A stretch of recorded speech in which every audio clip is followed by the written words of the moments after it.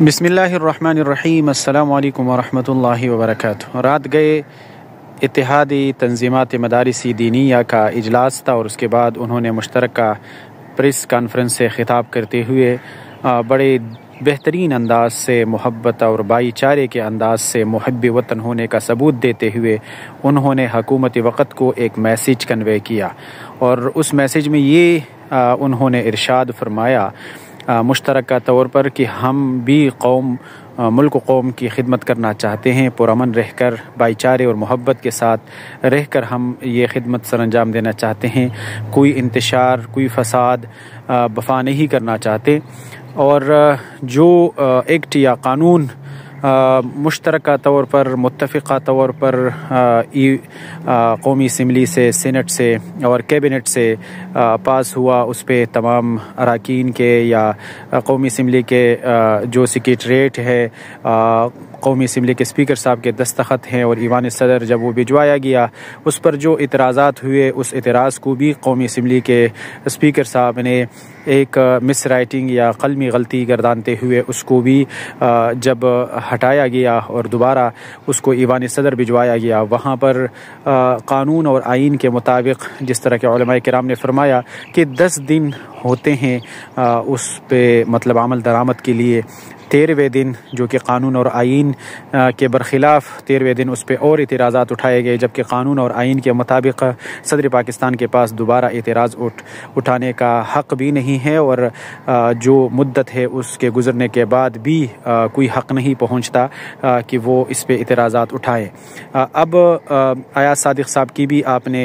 TV channel पे गुफ्तगू सुनी होगी कि उसमें उनका यही कहना था कि मेरी इल्म या मेरी दानिस्त में जहाँ तक मैं पार्लिमानी और पाकिस्तान की आइन और क़ानून को जानता हूँ, ये जो कानून है ये एक्ट बन चुका है और ये जो एक मुत्तफ़िक़ा भी सिर्फ इसका गज़ट होना बाकी है, गज़ट नोटिफिकेशन। तो उलमाए किराम के इस गुलदस्ते ने बहुत सब्र तहम्मुल, प्यार मोहब्बत, भाईचारे और एक बेहतरीन मिसाल साबित करते हुए एक मैसेज कन्वे किया और यकीनन ये जो गुलदस्ता है ये यूँ लग रहा है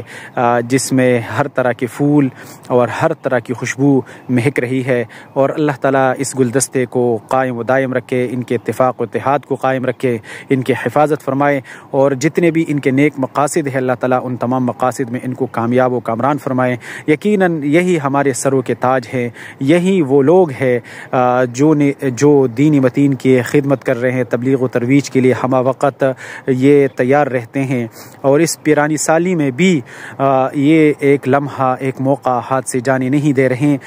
दीन की खिदमत के लिए। कभी अगर मदारिस पर कोई आंच आती है या मसाजिद, मदारिस, उलमा, तुलबा और जितने भी दीनदार लोग हैं, दीन के किसी भी शौबे पर जब भी खुदा न खास्ता कभी आंच आया है तो यही गुलदस्ता इकट्ठा हुआ है, मिल बैठ कर इन्होंने हल निकाला है, इत्तिहाद और इत्तिफाक़ से एक लाहे अमल तैयार किया है। जो लोग कहते हैं कि